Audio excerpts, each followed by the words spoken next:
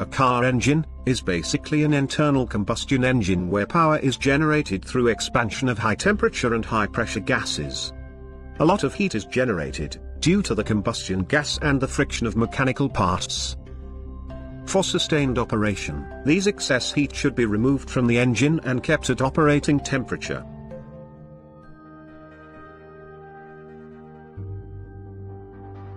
Now let's see the parts involved in cooling the engine.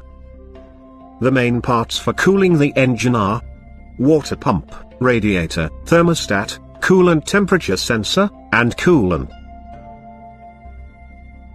First, the water pump. Water pump is the heart of the cooling system, which pumps the coolant.